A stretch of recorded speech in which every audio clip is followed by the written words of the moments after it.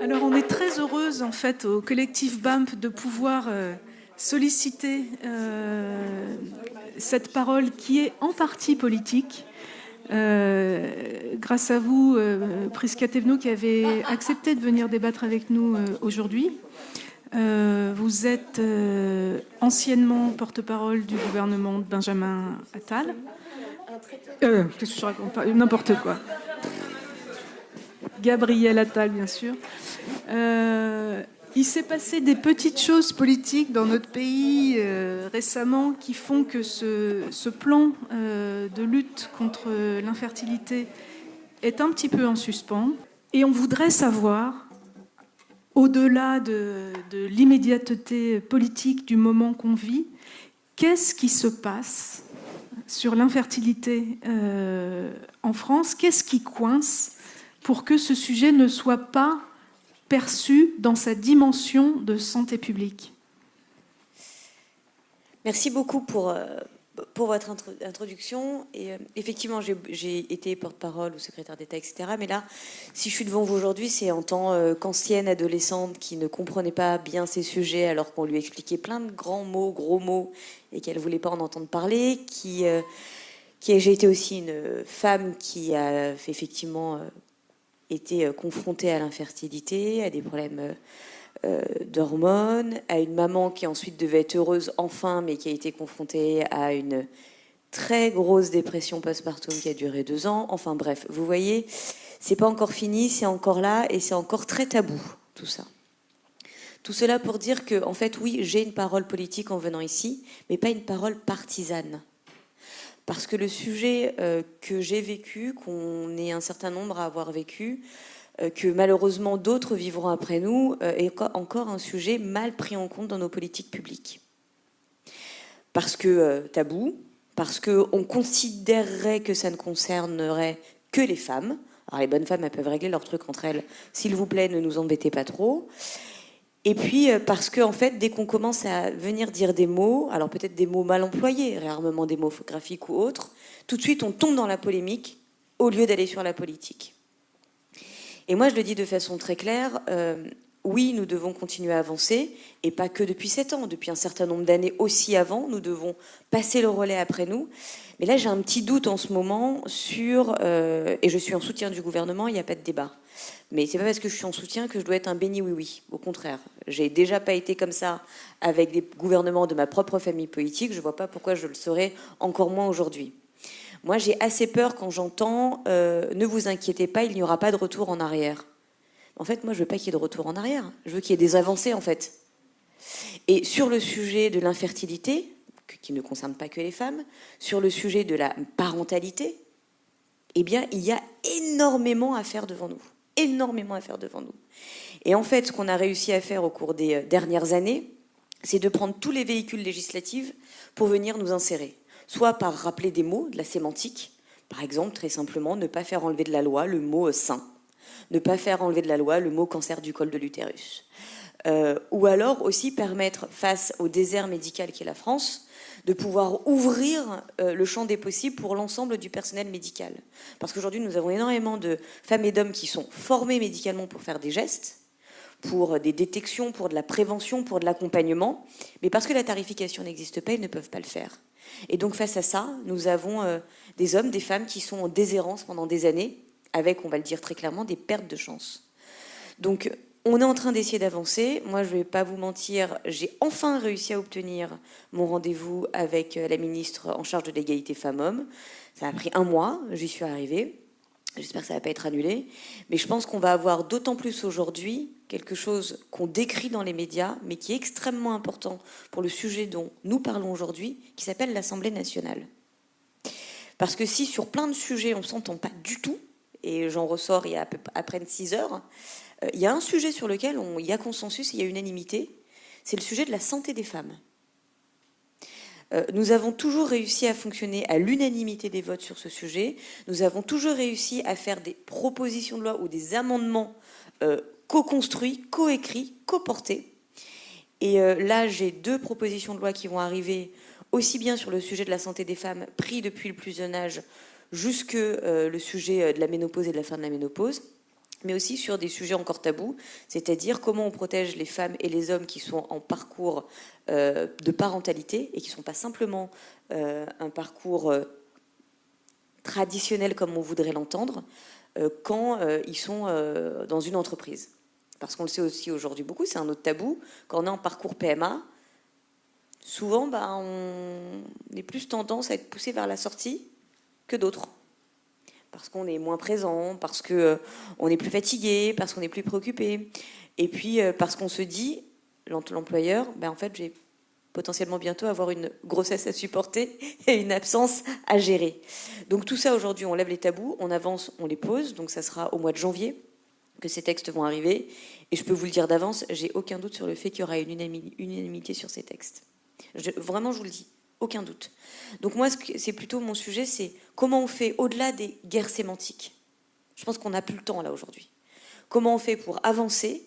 Il y aura des grands pas qui vont être faits, mais il y a aussi des petits pas qu'on devra poser, des petits sujets, comme je pourrais en citer plein, comme le sujet, on en a parlé avec Rachel, sur le sujet, effectivement, de la conservation ovocytaire, comment ouvrir plus globalement. C'est un sujet qu'on avait posé dans le débat.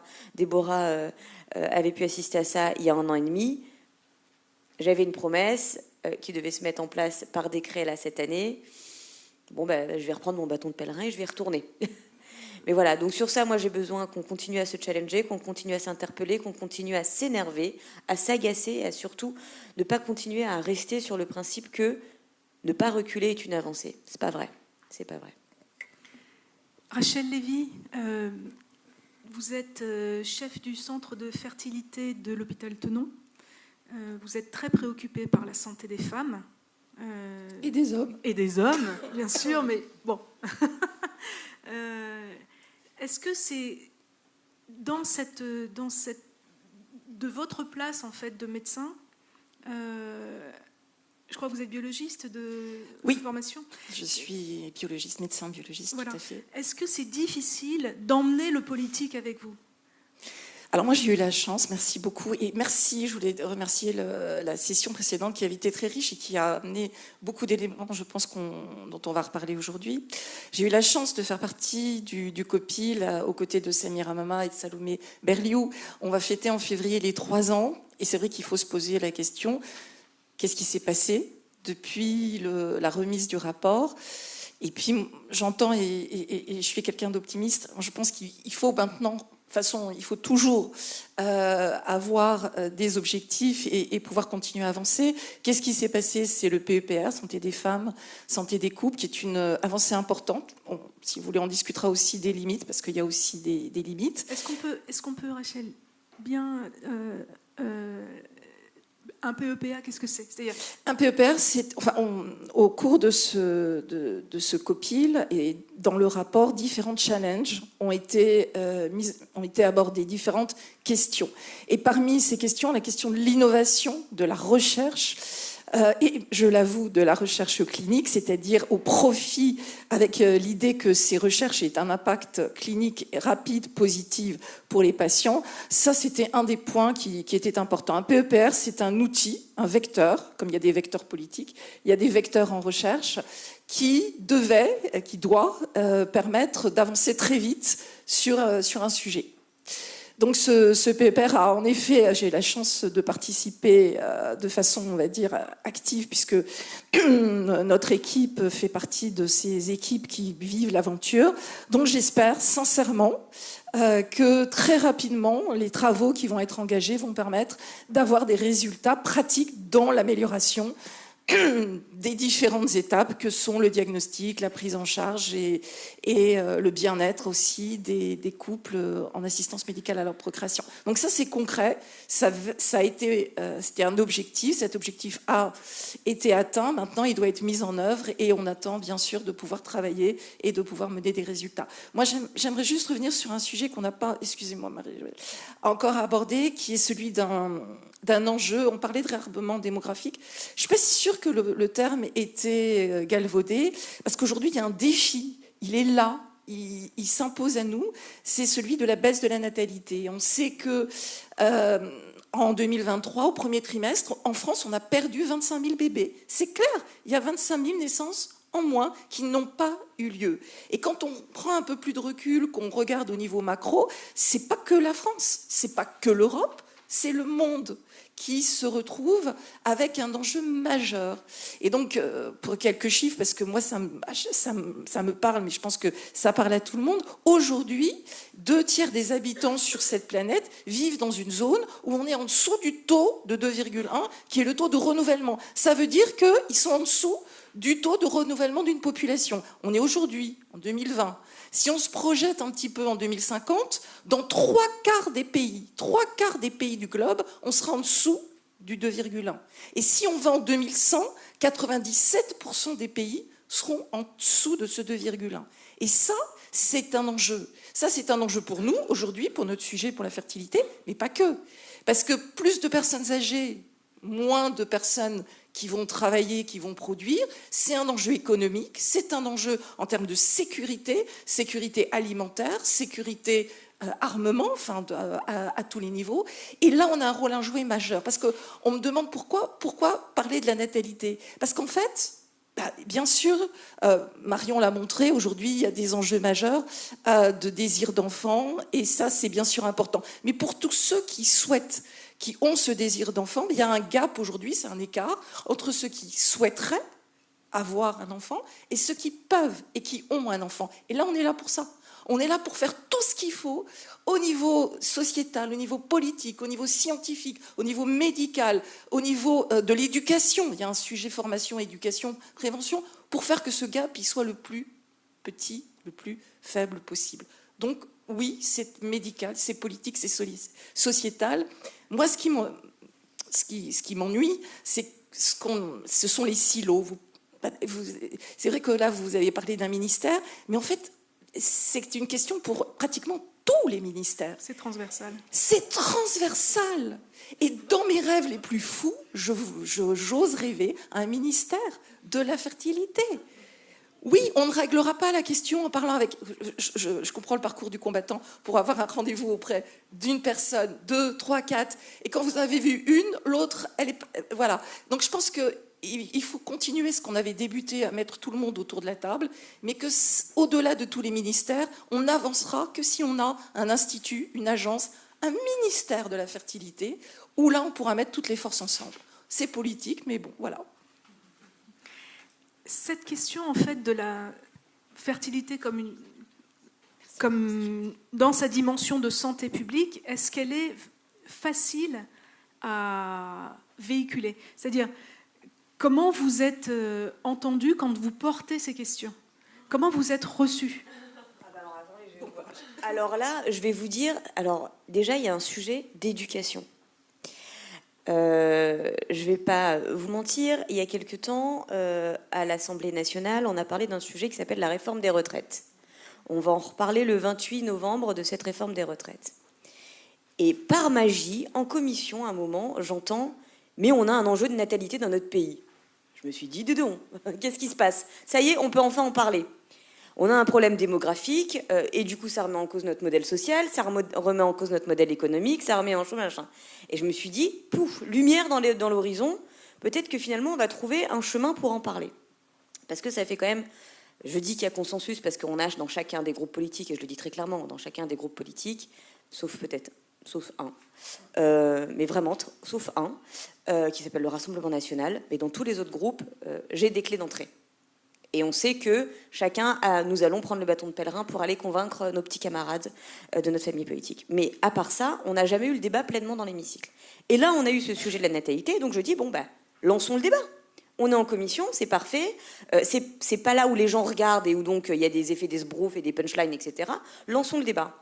Et bien tout de suite, on arrive sur il faut qu'on permette aux femmes de ne pas travailler pour avoir des enfants. Non mais c'est véridique, c'est filmé. Les commissions sont filmées, heureusement. Sinon, on se dirait elle est complètement folle. Elle vient nous raconter n'importe quoi le samedi matin. En fait, là, pardon du terme, mais j'ai pété un câble. J'ai littéralement pété un câble. Et ce sujet-là n'est pas là... est symptomatique. Je l'ai eu il y a 2 ans à peu près, quand on parlait aussi par exemple de la détection du cancer du col de l'utérus. où je disais il faut que les pharmaciens laborantins puissent avoir le geste et donc la tarification pour le faire. Donc je pose un amendement. J'ai pas pensé devoir éduquer mes collègues sur ce sujet-là, leur expliquer ce que c'était qu'un pharmacien laborantin. J'ai quand même une députée, pas à l'extrême droite, mais à droite, qui s'est levée, hystérique, pardon du mot, mais au sens littéral du terme, qui m'a dit, mais vous vous rendez compte? Alors du coup, il va faire la détection du cancer du col de l'utérus derrière le comptoir de la pharmacie. Je lui ai dit, mais oui. Et donc, vraiment, dans l'hémicycle, j'étais comme ça. Je me dis, de quoi elle me parle? Qu'est-ce qu'elle me raconte?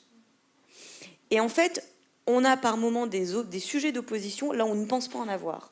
Donc moi, je pense que l'enjeu aujourd'hui, c'est d'éduquer, de ne pas nous laisser enfermer sur pour le coup, des débats partisans, qui nous expliquent que la femme doit rester à la maison, et c'est comme ça qu'on va régler le problème de la natalité. Et ensuite, eh bien, de lancer tous les sujets tabous. Et il y en a encore beaucoup, beaucoup, beaucoup.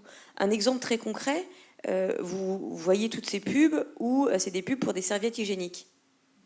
Pendant longtemps, j'ai cru qu'on était des aliens, qu'on avait du sang bleu. Non mais ça paraît anodin comme ça. Mais il faut qu'on puisse en parler, parce que tout ça n'est absolument pas tabou. Tout ça doit pouvoir être levé. Mais vous voyez, depuis tout à l'heure, quand je vous parle de plein de petits sujets différents. Ça montre à quel point on est en retard. À quel point on est en retard, ce qui n'est pas forcément le cas d'autres pays dans le monde.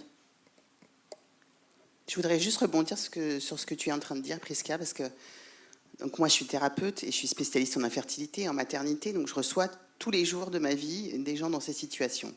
Et je rebondis sur ce que tu dis, parce que depuis à peu près 6 mois, 1 an, je commence à avoir une petite tendance qui arrive auprès de nos patients. Je ne sais pas si les autres le voient, mais en parlant avec mes collègues, je me rends compte qu'il y en a beaucoup. Une espèce de retour en arrière, où j'ai quand même beaucoup de patients qui commencent à nous dire... Mais est-ce que tout ça, c'est naturel? Est-ce que ces FIV, c'est bien? Est-ce que vous bidouillerez pas les embryons? J'ai eu ça il y a à peu près 3 semaines, un mois, un couple un peu traditionnaliste qui m'a dit « Mais vous bidouillez les embryons et vous faites des enfants débiles ». Voilà, j'avoue, en me disant qu'ils n'étaient pas très informés, c'est pour ça qu'ils me disaient ça. Là, on n'est pas dans l'information, on est dans la désinformation totale, c'est ce que je leur ai dit.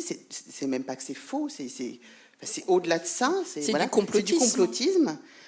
J'ai énormément de gens qui arrivent, et Dieu sait que je le respecte avec leur culture, leurs croyances, et je fais en sorte de le prendre en compte. On ne peut pas proposer les mêmes solutions et on ne peut pas avoir le même discours en fonction de la culture ou de l'origine des gens, parce qu'il faut respecter dans quelle culture ils ont été élevés et pourquoi, pour certains, il y a des choses qui sont impossibles à imaginer. Donc on n'est pas là pour les obliger, on est là pour les informer. Mais je constate quand même qu'il y a aussi ce retour-là, un peu en arrière, sur des sujets où il y a une espèce de méfiance sur tout ça, sur la PMA, sur l'ouverture pour les femmes. Il y a beaucoup de questionnements, beaucoup de jugements. Et ça m'effraie un peu. Parce que je me dis, ça arrive quand même, pas uniquement dans nos politiques, etc. Ça arrive aussi dans les patients qu'on reçoit et qui, d'un coup, se questionnent d'une autre manière. Je ne veux pas dire que ce n'est pas bien de se questionner. Je suis la première à demander aux patients de se questionner. Mais là, il y a quand même une mésinformation totale. Et on revient sur des choses. Donc, c'est ça aussi qui est très, à mon sens, important dans tout le travail qu'on fait. C'est cette information qui doit être faite au plus jeune âge. On ne peut pas se retrouver avec des patients. Et là, en l'occurrence, je peux le dire, ce monsieur qui m'expliquait que donc on faisait des enfants, on bricolait des embryons et donc on faisait des enfants débiles. Et je reprends ces termes. Il était à côté de sa femme qui venait de découvrir qu'elle avait endométriose, fibrome et ovaire polykystique, et qui voyait pas bien pourquoi sa femme était en souffrance, parce qu'il voulait 4 enfants et que c'était une évidence. Et qu'elle était en train de me dire, je n'ai eu aucune information depuis que je suis en fait adolescente. Et c'est une souffrance. Donc là, on a un vrai problème d'information, et en effet, il y a, je trouve, un clivage entre une espèce de modernité, ou en tout cas le féminisme qui avance, et on a des belles avancées, et à côté de ça, des gens qui sont en train de freiner des cas de fer, et il faudrait trouver une espèce de juste milieu dans lequel chacun puisse trouver son espace pour faire un enfant comme il l'entend et de la meilleure manière possible. Et pour ça, il faut être informé. Alors, justement, sur cette question de l'information, qui est un sujet qui nous tient très à cœur au sein du collectif BAMP, si on organise cette semaine de sensibilisation à l'infertilité, c'est aussi pour ça, c'est-à-dire pour émettre des messages qui nous importent, et qu'on souhaite partager le plus possible. Virginie, est-ce que tu veux bien parler d'info-fertilité ? Oui, alors c'est vrai qu'à l'origine, l'association, on est parti sur les questions d'infertilité, d'assistance médicale à la procréation, de dons de gamètes, et on avait déjà à l'origine un versant santé environnementale, parce que pour nous, c'était essentiel de s'interroger sur pourquoi les situations d'infertilité augmentent, et donc de travailler sur le fait que la santé environnementale a un impact évident sur notre santé globale et donc sur notre fertilité.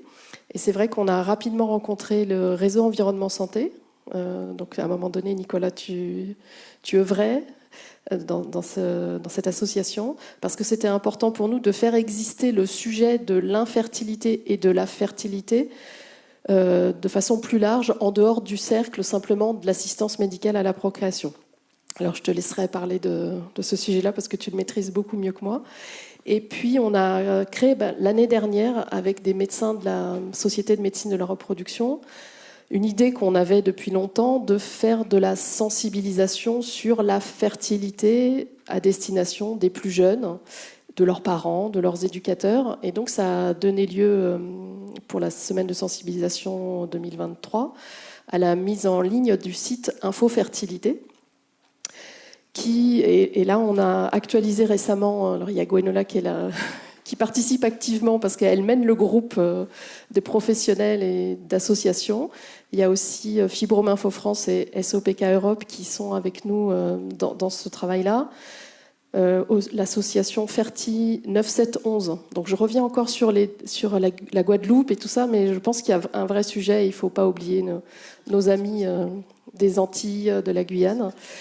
Donc Ferti 9711, c'est une association de professionnels qui s'engage très activement, et je vous invite à regarder toutes nos interventions sur les réseaux sociaux. Ils ont fait vraiment des choses très intéressantes cette semaine.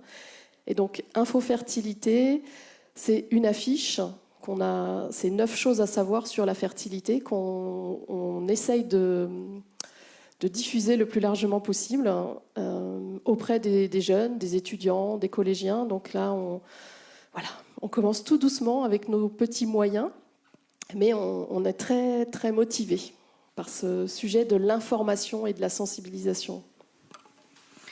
Alors, on va avoir une table ronde qui est précisément sur la santé environnementale. On est très heureuse d'accueillir Nicolas Namur, un homme à la tribune depuis le début de la matinée, ça manquait. Peut-être juste avant d'entrer dans la discussion profonde, enfin, telle qu'on le souhaite, de cette table ronde sur la santé environnementale, moi je voudrais revenir sur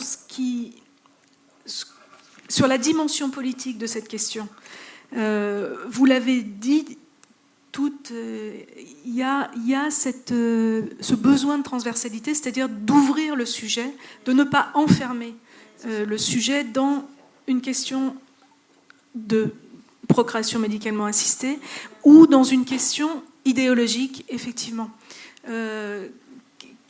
Quels sont en fait les discours audibles? Qu'est-ce qui passe ou qu'est-ce qui coince? Mais soyons positifs, qu'est-ce qui passe quand on sollicite le politique sur cette question? Voilà, ça dépend du politique, j'ai envie de dire déjà. Mais déjà, je vais peut-être positionner de l'endroit où je parle. Moi, je suis Nicolas Namur. J'ai effectivement été auditionné par Virginie et Salomé Berliou en 2021 sur le rapport fertilité. J'avais longuement parlé des phtalates, sur lesquels je reviendrai tout à l'heure, et notamment la pollution chimique environnante. J'étais donc chargé de plaidoyer au réseau Environnement Santé, qui est présidé par André Sicolella, à qui on doit l'interdiction du bisphénol A et beaucoup d'avancées en matière de prévention contre les perturbateurs endocriniens, et coordinateur du collectif interassociatif pour la santé environnementale, donc qui réunissait le collectif BAMP, mais aussi Greenpeace, mais aussi Génération Future, beaucoup d'associations qui ont compris que sans une politique de prévention environnementale, on n'arrivera à rien, notamment en termes de lutte contre l'infertilité. Et aujourd'hui, donc, je suis président de l'atelier de santé urbaine, qui est un bureau d'études en urbanisme favorable à la santé, Mon travail consiste à intégrer la santé dans les projets d'aménagement urbain des collectivités, notamment faire attention à l'exposition des populations aux différents polluants chimiques, atmosphériques et autres, dont tous, mais ça on y reviendra tout à l'heure, ont une influence justement sur la fertilité. Et puis je suis aussi administrateur aujourd'hui de Génération Future, donc l'association Génération Future qui lutte contre les pesticides, disons les choses clairement, et puis membre actif, très actif au groupe santé et bioéthique de la Ligue des droits de l'homme. Et à ce propos, d'ailleurs, je veux revenir sur le fait que la santé est un état de complet bien-être, et pas seulement l'absence de maladie. Et un état de complet bien-être va avec la capacité à procréer. Ce n'est pas juste le fait de n'être pas malade, de n'être pas handicapé, c'est au contraire de disposer de toutes ses ressources, de toutes ses facultés pour se propulser pleinement dans la vie. Et en ça, l'absence de santé a un impact sur les droits humains, a un impact sur la dignité. On en avait parlé avec Virginie, et on est en train de travailler avec la CNCDH, la Commission nationale consultative des droits de l'homme, sur justement un texte santé environnementale et droits humains. Et l'incapacité à procréer est une réelle atteinte à la dignité, à la liberté et à beaucoup de valeurs fondamentales chez l'être humain. Donc, qu'est-ce qui coince ? Je crois que ça a été dit tout à l'heure, et je suis toujours adhérent donc du réseau Environnement Santé, qui prônait non pas un ministère de la fertilité, mais un ministère de la santé environnementale, et pour lequel on avait d'ailleurs organisé l'appel de Grenoble, l'appel à un GIEC de la santé environnementale. Il se trouve qu'à Nairobi, en décembre 2022, on a eu le lancement d'un GIEC de la pollution chimique. Je ne sais pas quelle suite va y être donnée, mais en tout cas, c'est une démarche qui part de l'ONU, donc au niveau mondial. Mais en tout cas, la prévention reste le parent pauvre de nos politiques. Et au-delà d'un ministère de la santé environnementale ou d'un ministère de la fertilité, il y a ce concept de l'OMS qui est apparu, qui est santé dans toutes les politiques, health in all policies. En fait, la santé doit être interdisciplinaire, elle doit contaminer toutes les politiques publiques, être une des manières de considérer toutes les politiques publiques. Et d'ailleurs, même dans la comptabilité des entreprises, puisque des réflexions, on arrive à ce niveau-là, comment on pourrait inclure dans les bilans et la comptabilité des entreprises les facteurs favorables à l'environnement, favorables à la santé, que ça résonne en sonnante et trébuchante, que ça se voit sur un bilan comptable. Et à partir de là, peut-être qu'on pourra faire changer aussi des pratiques. Mais le fait est que, suite à cette audition en 2021, un premier rapport a été sorti. Je ne me souviens pas avoir vu beaucoup d'avancées en termes de santé environnementale à ce moment-là, à tel point que le journal Reporter nous avait interviewé, Virginie et moi, sous un titre assez éloquent qui était « Macron veut lutter contre la fertilité sans s'attaquer aux pollutions ». Donc, à un moment donné, on pourra, et je ne vais peut-être pas entamer le débat d'après, mais avec les chiffres édifiants sur les conséquences, effectivement, de cette pollution chimique, il y a beaucoup de facteurs, encore une fois, mais je pense qu'il faut déterminer un ennemi public numéro 1. Et cette augmentation de l'infertilité, quand même, on a plusieurs études du CECOS de santé publique, et puis surtout de Shanna Swan qui nous montre, disons-le, qu'un homme de 30 ans aujourd'hui a 2 fois moins de spermatozoïdes que son grand-père n'en avait, et une femme de 20 ans aujourd'hui est moins fertile que ne l'était sa grand-mère à 35 ans. Et effectivement, avec cette diminution constante de la capacité de fertilité, on a Levin qui nous a fait une analyse, le nombre de spermatozoïdes a diminué en moyenne de 1,2% par an entre 1973 et 2018, passant de 104 à 49 millions par millilitre de sperme, quoi.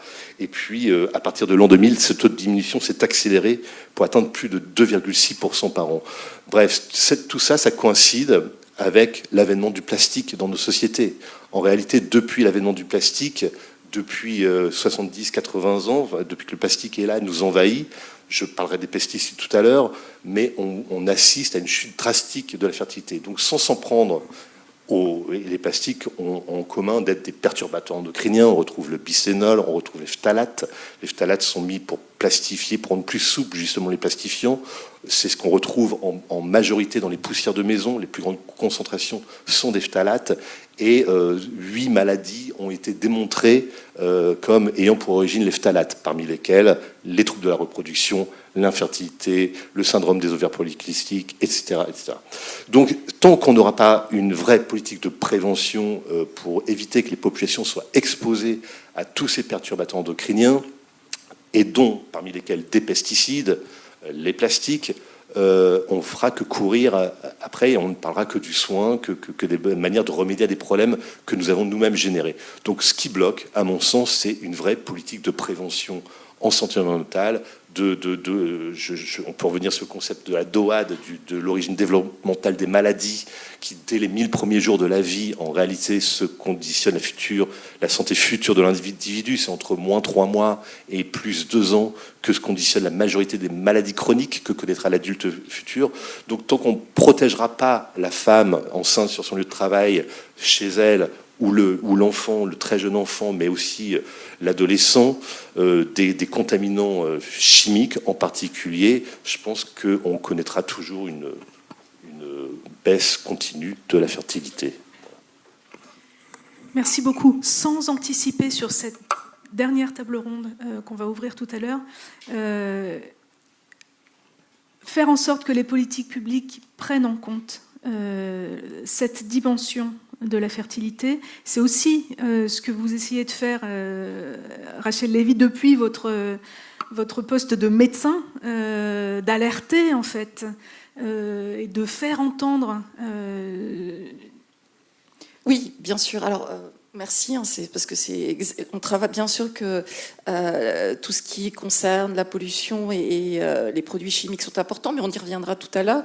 Il y a le concept de One Health qui nous parle, parce qu'aujourd'hui on ne peut pas traiter de façon séparée la santé des humains sans parler de celle du monde animal, parce qu'on sait très bien qu'il y a des relations. Vous parliez du plastique, c'est un excellent exemple, et de la santé environnementale au sens radiation, pollution. Nous, on travaille beaucoup sur tout ce qui est obésité. Les chiffres de l'obésité, c'est ce que vous dites, c'est-à-dire aujourd'hui, on est à 50% dans le monde d'individus qui sont soit en obésité, soit en surpoids. Je vous ai parlé de 2050 et 2100, 70%. Voilà. Donc, on a un sujet qui s'impose. Au-delà de l'obésité, il y a la nutrition, on en reparlera aussi. Mais l'idée de One Health, je pense qu'elle doit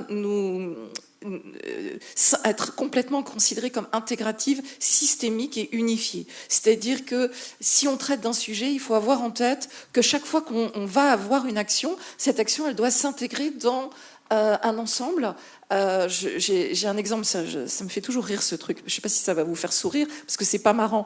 En 1850, il y a un Britannique qui, en Australie, a ramené 12 couples de petits lapins de Garenne. Franchement, c'était rien, des lapins de Garenne, parce qu'il voulait chasser.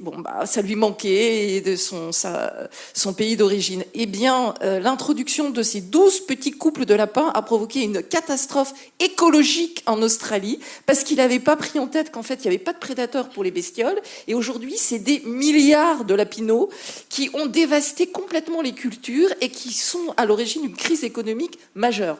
1850, 12 couples de lapins de Garenne.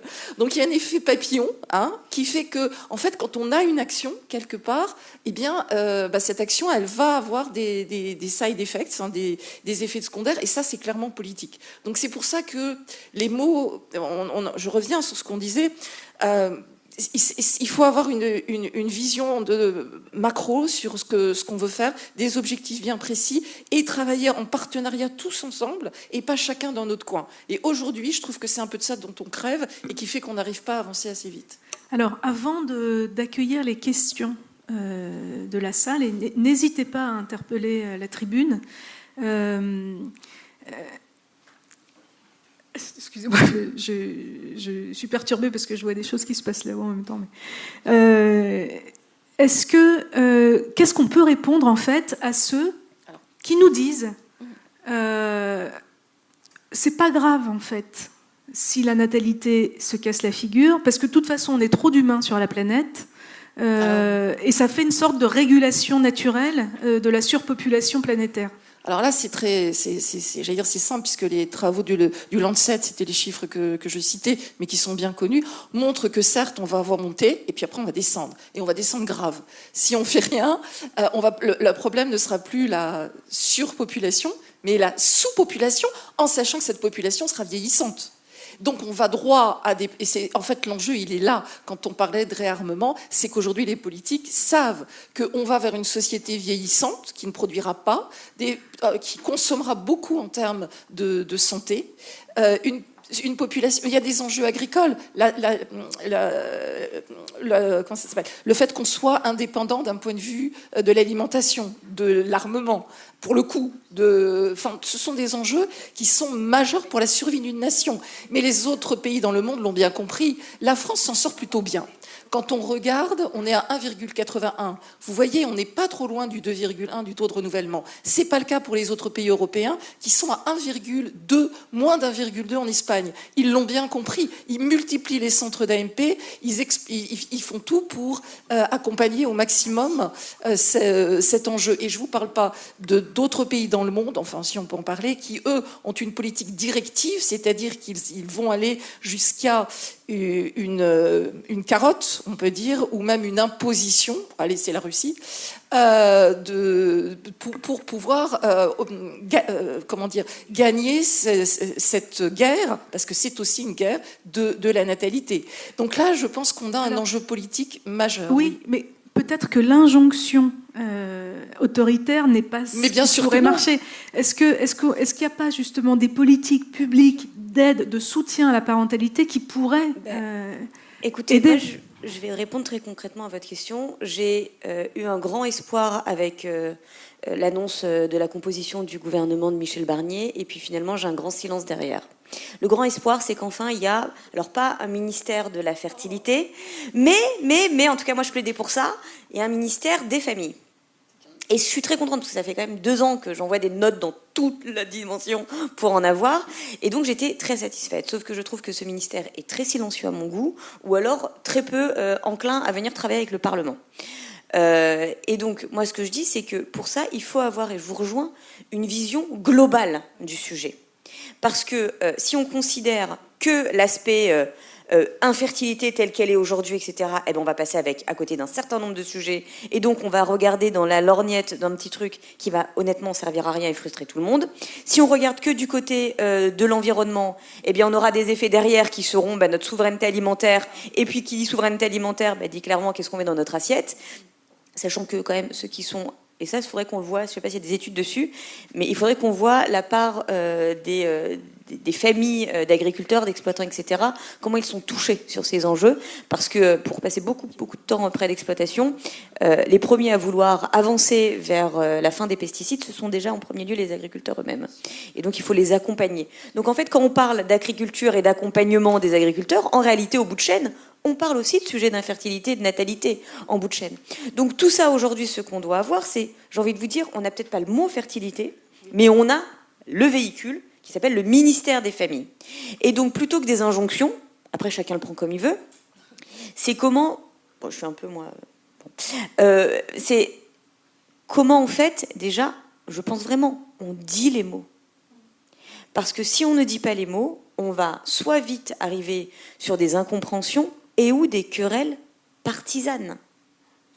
Moi, honnêtement, si demain le sujet arrive sur la table d'un opposant politique, je ne vais pas dire « Oh, grand seigneur, c'est pas possible, c'est d'un autre opposant ». Je m'en fous. Je m'en fous. Et c'est pour ça que je le dis aujourd'hui. L'endroit, il y a peut-être une autre opportunité dans le moment qu'on vit en France, c'est qu'aujourd'hui, le pouvoir est à l'Assemblée nationale. Plus que jamais, le pouvoir est à l'Assemblée nationale. Donc moi, je demande, quand c'est à faire par décret, allons-y. Mais pardon, aujourd'hui, on n'a pas beaucoup de propositions de loi ou de propositions d'amendements qui sont sur le sujet. Vraiment pas. Et donc là, on doit tous se saisir, nous aussi, d'aller challenger, interpeller nos parlementaires qui sont pour ça, aller interpeller, challenger aussi les conseillers régionaux, les conseillers départementaux. Moi, je suis conseillère d'opposition à la région Île-de-France de Valérie Pécresse. On arrive à avancer sur ces sujets. On arrive vraiment à avancer sur ces sujets. Je pense qu'aujourd'hui, on n'a pas le temps de re-rentrer dans des querelles polémiques. On n'a plus le temps. Parce que, ça y est, le mur est là. Le mur, il est là. Et donc, l'enjeu qu'on aura, et pardon, je vais rajouter un autre truc, c'est que certains vont vous dire « Oui, mais il y a déjà beaucoup d'enfants, machin, etc. » Et d'autres vont vous dire « Oui, mais la France, à son petit niveau, qu'est-ce qu'elle va faire ?» Je vous dis tout ce qu'on peut entendre. Donc moi, c'est plutôt le truc du bougeons ensemble, avançons ensemble, challengeons-nous. On va sûrement peut-être se tromper. C'est pas grave. Mais aujourd'hui, on est au pied du mur. Ça y est, il est là le mur. Donc, moi, ce que j'ai plutôt envie de vous dire à vous, c'est comment arrivez-vous à interpeller sur les sujets qui nous réunissent ce matin tous les décideurs politiques et publics. Et comment nous, on doit vous aider aussi pour interpeller à votre niveau, que ce soit vos élus locaux ou nationaux, pour avancer et peut-être aussi nous, peut-être mieux travailler ensemble. Je pense qu'il y a un autre acteur qu'il ne faudrait pas oublier, ce sont les entreprises. Parce que oui, si les pouvoirs publics ont un rôle à jouer, les entreprises, elles ont aussi la un RSE. rôle. Exactement. Parce qu'aujourd'hui, je reviens au débat précédent, mais il avait déjà semé les graines, je pense, du débat là. C'est que pour beaucoup de femmes ou de couples, la maternité est vécue comme quelque chose d'un parcours du combattant, un obstacle. Oui, ouais, j'aimerais bien, mais alors ça va être difficile. Et du coup, il y a un retard. Et ce retard, on a parlé des chiffres tout à l'heure, hein, on l'a dit, à partir de 35 ans, il se passe quelque chose. Donc aujourd'hui, il n'y a pas que l'État. Oui, c'est vrai, l'État, les politiques, ils ont leur rôle à jouer. Mais il n'y a pas que l'État. Et je pense que tout employeur, toute entreprise doit aussi avoir cette culture et participer à l'effort de soutien de la natalité. Et puis juste avant, je voudrais revenir à l'éducation et remettons des cours de biologie. Les adolescents, moi je suis enseignante, je suis prof, donc moi je fais cours à partir de la première année de médecine, mais bien avant, dans les collèges, dans les lycées, reparlons de la biologie, de l'éducation sexuelle, parce qu'il n'y a pas que l'éducation reproductive, il y a aussi l'éducation sexuelle. Je sais que c'est en ce moment, vous savez très bien à quel point c'est difficile, mais il faut avoir ce courage. Il faut parler, rappeler, parce que vous le disiez, il faut expliquer dès le plus jeune âge comment nous, hommes, femmes, nous fonctionnons d'un point de vue sexuel, d'un point de vue de la reproduction. Excusez-moi. Alors, juste oui, pour Déborah, rebondir. on n'oublie pas aussi les questions de la salle. Oui, non, mais j'en ai pour 3 secondes. C'est juste que j'entends tout ça. Évidemment, je travaille avec Prisca sur ces questions depuis longtemps, mais il y a quand même un truc qui nous coince un peu, si je puis me permettre, c'est que le mot infertilité, il est quand même peu employé. Quand il est employé, il est encore super tabou. C'est-à-dire que nous agitons tous et voilà, nous sommes tous des militants tous les jours, mais enfin, on est un peu, dès qu'on parle d'infertilité, on parle un peu comme si c'était des pestiférés. Donc les gens vous disent ça ne me concerne pas, moi, ça ne me concernera jamais. Et ça, c'est quand même un vrai problème pour prendre en compte que le cancer du sein qui a aujourd'hui cette chance d'être pris en compte, et heureusement, mais à quel prix? Et parce qu'il touche la majorité, il peut toucher la majorité des femmes. Là, les gens ne se sentent pas concernés jusqu'au moment où ils arrivent. Oui. Et le problème, pour sensibiliser, c'est qu'il faut être touché par le sujet quasiment. Sinon, on voit bien que les gens ne sont pas touchés. Et pour moi, ça, c'est un problème, j'allais dire, au-dessus des autres. C'est pour sensibiliser, il faut se sentir concerné. Alors, juste avant de prendre les questions dans la salle, je prends ma casquette de militante associative pour dire que nous, on a de cesse, dans nos réunions avec les bénévoles, de dire « Allez, il faut aller voir nos députés. Il faut les avoir entre 4 yeux pour leur expliquer, les sensibiliser, les éduquer. » Parce que là, les débats de la loi de bioéthique, on a bien vu, on a eu du mal, on en a vu quelques-uns, mais pas assez. Et voilà, on a eu une loi un peu qui n'allait pas. Et cette question de... Ah zut, j'ai perdu le fil de ce que je voulais dire. Moi, je vais en profiter, parce que pendant que ton idée te revient, pendant les discussions de la loi de bioéthique, effectivement, nous, on défendait par exemple le DPIA, donc ce qui est un diagnostic des embryons anaploïdes, et on se heurtait en fait à une incompréhension du politique qui nous renvoyait dans les cordes de faire de l'eugénisme, ce qui n'avait rien à voir absolument avec l'eugénisme. Donc, c'est-à-dire que l'éducation et l'enseignement de ce qu'est l'infertilité et des techniques qui peuvent y parer, on se rend bien compte elle atteint aussi la classe politique. Donc, arriver à véhiculer l'information, c'est une fois de plus l'enjeu de notre association, c'est fondamental. Alors oui, donc ça m'est revenu. Donc les députés, allez-y. Et nous, on a aussi des gens qui ne sont pas bénévoles de l'association qui viennent vers nous en nous disant « J'ai vu que vous nous incitiez à aller voir les députés, mais je ne sais pas comment faire, est-ce que vous pouvez nous aider ?» Oui, nous, on a tout un argumentaire, on peut vraiment accompagner les gens, et c'est du porte-à-porte. Donc, on n'est pas beaucoup de bénévoles dans l'association, donc s'il y a d'autres gens qui veulent faire ça, vraiment c'est important. Et sur la question politique, une des difficultés que je pense partagent mes collègues présidentes d'associations, je vois Angèle qui est là, je sais qu'il y a Emeline pour SOPK Europe qui est là, c'est finalement, nous, on est dans une permanence. C'est-à-dire que, Angèle, ton association, elle a 15 ans. BAMP, c'est 11 ans. On est là, on est sur le terrain, mais on n'a pas d'interlocuteur politique au niveau ministériel. Juste là, pour cette période, on est au 8e ministre de la Santé, et c'est extrêmement compliqué pour des associations qui sont bénévoles, qui n'ont pas de subvention, de remettre à chaque fois sur la table, de trouver un rendez-vous, solliciter des rendez-vous, avoir des rendez-vous décalés, ne pas avoir de rendez-vous du tout. Et ça, c'est assez épuisant. Et je me dis finalement, les ministres, alors Prisca, excusez-moi, vous avez été ministre, ils passent, alors que les associations, elles sont là de façon permanente, et il y a un espèce de dysfonctionnement, je trouve, sur cette question-là, parce qu'il faut remettre tout le temps, et l'énergie des bénévoles. Et je reviens sur ma visio d'hier soir avec mes collègues en Guyane et en Guadeloupe et en Martinique, elles disaient ça, qu'à l'ARS, les interlocuteurs changent tout le temps, donc voilà. En tout cas, une fois de plus, on va faire circuler le micro dans la salle. Merci pour cette main tendue aussi. On a besoin du politique pour avancer. On n'a pas le choix, mais nous sommes tous dans le même bateau en définitive. Donc nous, vous, on a besoin du politique pour avancer. On a besoin que le politique et les associations se rapprochent, que les médecins et les chercheurs soient, tous fédérés autour d'un objectif commun. Bonjour, enchantée. Merci pour vos interventions.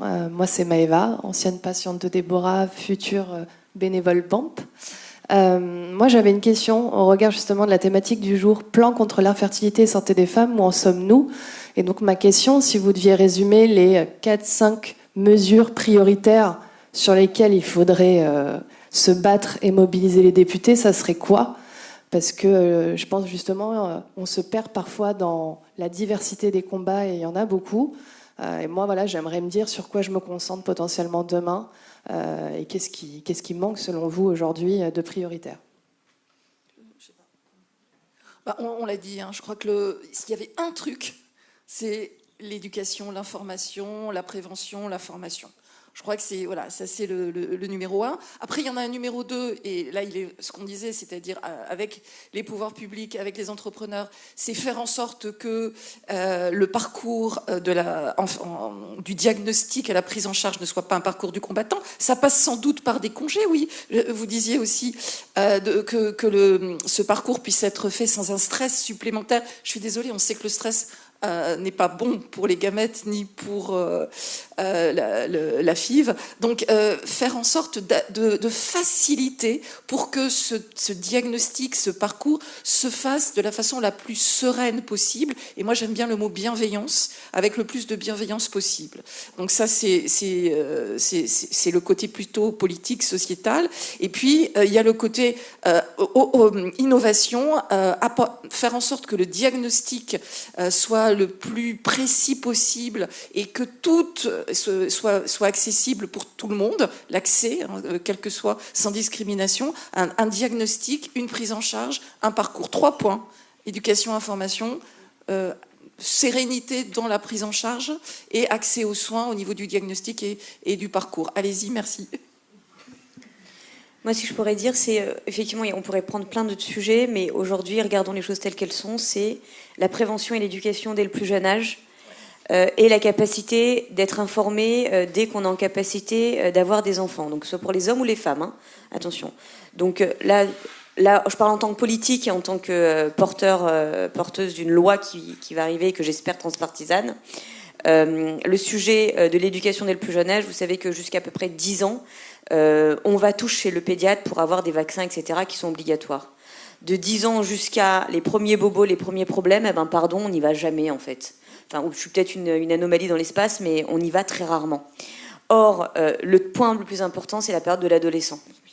De 10 ans à 16 ans, 18 ans, c'est là où on devrait passer notre vie à consulter, à prévenir, à écouter, etc. Que ce soit pour des enjeux de bien-être globaux, c'est-à-dire capacité de procréer, mais aussi est-ce que je suis bien, est-ce que je me sens bien, est-ce que je vais bien. Et en fait, là, on voit personne. Donc cette proposition de loi, elle est très simple. C'est d'une, renforcer l'éducation et la priorisation dès le plus jeune âge, mais également, je suis désolée de le dire comme ça, rendre obligatoire une visite médicale dans cette tranche d'âge pour remettre le pied dans la porte. Ensuite, sur la période où on peut éventuellement être dans une volonté d'avoir un enfant, c'est de mettre en place dans ce qui existe déjà, les consultations de prévention qui ont été votées et mises en place il y a 2 ans, d'insérer, par exemple, le check-up fertilité. On n'attend pas d'être en difficulté pour faire un check-up fertilité. Or, aujourd'hui, il est très peu connu et il est très, très mal pris en charge. Donc je pense que c'est aussi important de pouvoir le mettre très rapidement. Et donc pris en charge, ça veut dire aussi une ligne budgétaire dédiée sur cet enjeu-là. Voilà, en tout cas, moi, mes lubies là, pour le début d'année. Quelques minutes encore avant de clore cette table. Nicolas, vous vouliez ajouter quelque chose? Est-ce qu'il y a encore des questions? Oui. Peut-être juste un mot sur l'information, la sensibilisation. Quand même, rappelons, je reviens sur les perturbateurs endocriniens et sur la nécessaire sensibilisation des lycéens aux perturbateurs endocriniens. Avant la Seconde Guerre mondiale, le cancer le plus fréquent était celui de l'estomac parce qu'on conservait les aliments dans le sel. C'est devenu, après les années 50, les cancers hormonodépendants, à savoir prostate, cancer du sein. Et tout ça, ce sont évidemment des problèmes liés à des interactions avec le métabolisme, liés à ces perturbateurs endocriniens qui viennent bouleverser l'information hormonale. Et d'ailleurs, Shanna Swan parle d'une crise existentielle liée à ces phtalates et à ces perturbateurs endocriniens, et elle nous annonce même la fin potentielle de la survie de l'espèce humaine en 2045. Je veux dire, c'est quand même pas pour rigoler, quoi. On avait fait avec la région Île-de-France, quand j'étais au réseau environnement santé, l'opération PELIF, une opération de sensibilisation des lycéens aux perturbateurs endocriniens. Petite anecdote, je suis allé une fois chez un traiteur italien, une femme enceinte jusqu'aux dents commande des pâtes et il lui fait réchauffer ses pâtes dans une barquette en plastique au micro-ondes. Voir des choses comme ça, c'est quand même terrible. Quand on sait à quel point le danger des plastifiants, la migration des plastifiants dans les aliments. Voilà. Et le projet PELIF, donc, on avait déposé un bracelet en silicone qui est un réceptacle de substances chimiques. Le silicone absorbe bien les substances chimiques et qui permettait d'analyser la présence de 24 perturbateurs endocriniens chez 155 lycéens issus de 7 lycées différents d'Île-de-France.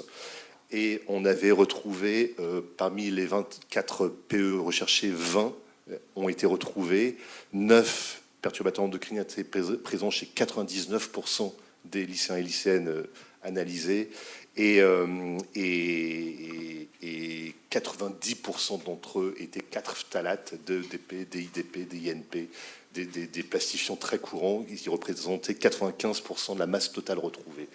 Et cette opération, au-delà de l'aspect ludique, qui devait garder un bracelet pendant 7 jours, douche comprise, nuit comprise, sans jamais le lâcher, avant de l'envoyer au laboratoire pour analyse, permettait aussi une opération en classe de sensibilisation avec des gestes très simples, contrairement aux PFAS, les perfluorés, qui sont des polluants éternels, dits éternels parce qu'ils ne se dégradent jamais dans l'environnement ni dans le corps. Les phtalates, eux, sont au contraire éliminés par le corps en 48 heures. Et donc, il y avait un discours qui était beaucoup moins anxiogène que celui qu'on pourrait avoir avec des PFAS. Et en expliquant aux lycéens d'aérer leur chambre, 20 minutes le matin, 20 minutes le soir, de manger bio, d'éviter de faire réchauffer des contenants en plastique au micro-ondes. Enfin, il y a plein de gestes simples pour se prémunir d'une exposition qui peut être vraiment terrible. Et voilà. Et infertilité, cancer, hormonodépendant, tout ça, c'est un peu le même combat. Nicolas, ne spoilez pas la table qui suit. Voilà, parce qu'on va, j'espère, aller encore plus loin là dans l'information sur tous ces polluants. Mais voilà, question Bonjour, donc Céline et Pierre, on est adhérents à l'association et on vous remercie pour la mise en œuvre de cette journée. Tout d'abord, je commencerai par vous remercier, Monsieur Namur, parce qu'en fait, poser le mot dignité, et notamment dans tout ce qui concerne l'infertilité, c'est trop peu dit. C'est trop peu dit par nos politiques, c'est trop peu pris en compte. Et pour être dans ce parcours, ça fait écho en tout cas en moi. Maintenant, et je vous rejoins aussi sur le côté santé environnementale et on y reviendra, si vous avez des questions concernant l'éducation nationale, nous sommes tous les deux enseignants et je suis professeur de sciences de la vie et de la terre, donc je pourrais donner aussi l'écho des collégiens qui ont reçu l'annonce sur le réarmement démographique et toutes les questions environnementales notamment qui en découlent. Voilà, donc nous, et ma question est plus propre justement sur l'infertilité, je rejoins aussi les questionnements, nous les avons sur le DPIA. Je vous dirais que mon médecin généraliste parti à la retraite estime que la France est un pays archaïque par rapport aux autres pays européens. Pour être concret dans notre parcours, nous n'avons plus qu'un embryon vitrifié et après c'est terminé en France puisque pour la France je suis trop vieille tout simplement, même si voilà, donc en termes de santé vraiment je souhaite que c'est pas tant une question mais que soit mis en œuvre en termes politiques une réelle prise en compte à la fois des examens à faire, des techniques scientifiques qui sont et qui existent avec leurs preuves ou pas, avec des essais cliniques à poursuivre, qui malheureusement parfois ont été arrêtés à des fins parce qu'il manque une éducation, mais je ne dirais pas que c'est au niveau des plus jeunes, mais plutôt des adultes, et une mésinformation notamment sur ce DPIA, puisque on se pose la question. Après tout, peut-être que j'ai pris des traitements alors qu'aucun des embryons n'était bien, mais bon, voilà. Sur les congés aussi, parce que certes, j'ai réussi à tenir sans quasiment aucun congé. Pour autant, quand on est en parcours bourré d'hormones et à maintenir son activité professionnelle malgré tout, c'est très clairement une souffrance. Je dirais, et pour terminer, que quand on est dedans, je suis en mode robot. Et c'est là, je vais partir là-dessus, à la fois travail, à la fois santé. Au niveau politique, il faut aussi qu'il y ait une prise de conscience de ce que le couple traverse, de ce que la femme qui va prendre ces traitements va traverser, outre le fait qu'après on ait un arrêt maladie suite à une ponction ou pas. Et puis pour être dans la fonction publique, vous imaginez toute mon inquiétude concernant les jours de carence qui vont suivre. Voilà, et au niveau financier, par ailleurs, puisqu'il y a des traitements aussi non pris en compte, voilà, au niveau santé, et pour nous, ça s'arrêtera, puisque je vous rappelle, je suis trop vieille pour la France, donc ce sera peut-être dans d'autres pays. Voilà, donc plus une alerte vraiment au niveau politique à ce sujet. Merci. Si je peux juste me permettre, comme je vous l'ai dit tout à l'heure, j'accompagne tous les jours des couples, et j'ai été moi-même dans cette situation il y a quelques années. Je ne peux évidemment qu'aller dans votre sens. Oui, nous sommes en retard. Et surtout, quand je parlais tout à l'heure du mot infertilité comme un tabou, le problème, c'est qu'en fait, on n'entend pas la souffrance. On ne la comprend pas. Et c'est pour ça que tant qu'on n'est pas passé à l'intérieur, on ne sait pas ce que c'est. Je suis désolée de le dire comme ça. Mais en effet, la souffrance des patients n'est pas prise en compte. On parle technique, mais on ne parle pas de l'humain. Et nous, notre métier, c'est d'être avec de l'humain tous les jours. Et le choix d'avoir un enfant ou la réussite d'avoir un enfant ou pas change le cours de la vie de quelqu'un. Et ça, c'est pas entendu. Et là, on fait pas de la médecine, on n'arrache pas une dent, sur lequel j'ai pas d'affectif. On parle de l'humain. Et c'est pas au centre. Et ça doit être au centre de toutes les politiques qui doivent être menées. Je suis parfaitement d'accord. Alors juste parce que vous avez parlé du DPIA, là j'ai pas le visuel, mais on a lancé une pétition suite à l'arrêt du PHRC d'Evite qui avait été lancé pour évaluer la pertinence du DPIA. Voilà. Il faut signer la pétition. Si vous ne l'avez pas déjà signée, vous allez sur le site de l'association ou sur les réseaux sociaux. Il y a,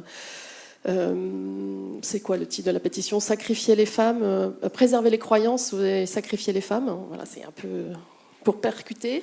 Mais signez-la, partagez-la, et après, comme ça, on peut, quand on va avoir nos rendez-vous avec les politiques, on leur apporte aussi ça. C'est pas juste une idée, une lubie d'une association, mais c'est porté par des gens. Merci Virginie. Moi, j'ai quelque faut chose qu'on de très... conclue. Allez-y. Ben, en fait, j'ai Ouais. une proposition à vous faire, très simple.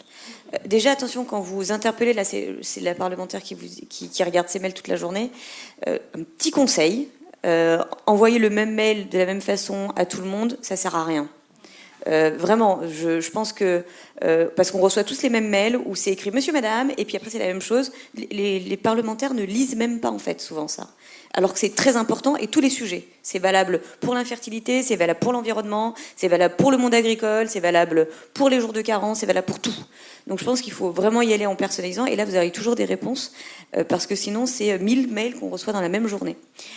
Ça, c'est le premier point. Et le deuxième sujet, moi, ce que je peux vous proposer, ce ne sont que 2 véhicules législatifs, mais j'ai jusqu'au mois de janvier pour les faire évoluer. Donc là, moi, je vais commencer ma petite tournée des popotes avec les autres familles politiques. Je vous le dis comme je le pense, et j'ai jamais été tabou, donc je vais pas le commencer maintenant. La seule famille politique que je vais pas aller voir, c'est le Rassemblement national, parce que je refuse de co-signer ou de porter une politique publique avec eux. Et ça, c'est mon problème. Mais une fois que je vous ai dit ça, là, je vais aller prendre mon bâton de pèlerin pour aller voir tout le monde. J'ai commencé à le faire, avec notamment, je vous le dis parce qu'on travaille beaucoup ensemble avec le député Pétavy, qui est ELV. On travaille sur un certain nombre de sujets ensemble. Moi, je peux vous l'envoyer. Je peux vous envoyer ces 2 propositions de loi. Et allez-y franchement. Sur le jour de carence, vous avez tout à fait raison, madame. Sur le jour de carence, j'en parle notamment dans un des amendements sur la proposition de loi, pour dire que justement, il doit y avoir, si jamais c'est revu et que le Parlement ne peut pas évoluer, on peut commencer à mettre des dispositifs d'exception sur un certain nombre de sujets. Que ce soit pour l'endométriose, que ce soit pour d'autres sujets d'infertilité, ou également la protection sur des parcours de PMA, d'adoption, etc.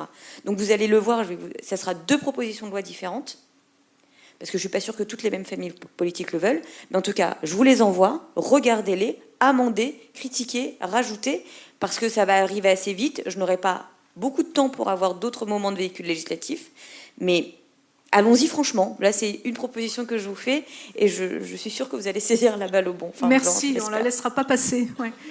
On va conclure cette table ronde. Une dernière table ronde. Je vous fais un petit point sur le programme. On va ouvrir une table ronde sur la santé environnementale tout de suite. Ensuite, de quoi ? Il sera 13h. Et on pourra faire une pause déjeuner avec un buffet arménien dont vous nous direz des nouvelles. Et on reprendra en début d'après-midi avec, à 14h30, un point avec tous les auteurs et les autrices, réalisateurs, réalisatrices, etc., qui ont pris la parole sur le sujet de l'infertilité et qui viendront présenter en quelques phrases le pourquoi de cette création. Donc on partagera ça avec eux. Ils seront là aussi pour dédicacer leurs ouvrages, vous les proposer à la vente si vous avez envie de vous cultiver sur le sujet, parce que tous ces livres-là, en fait, racontent quelque chose de cette information qu'on essaye de faire passer sous différentes formes, que ce soit des récits, des analyses de chercheurs, de la BD. Il y a beaucoup de choses qui nous concernent tous dans la façon d'attraper le sujet. Et puis, on aura ensuite une table ronde sur la parentalité avec le don de gamètes. Et puis on clôturera notre journée dans une rencontre interassociative avec toutes les associations partenaires avec lesquelles on travaille depuis plusieurs années.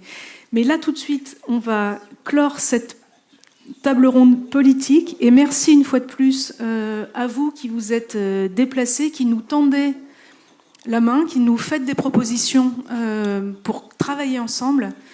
Et voilà, ça c'est énorme et on en a infiniment besoin. Merci. Merci à vous.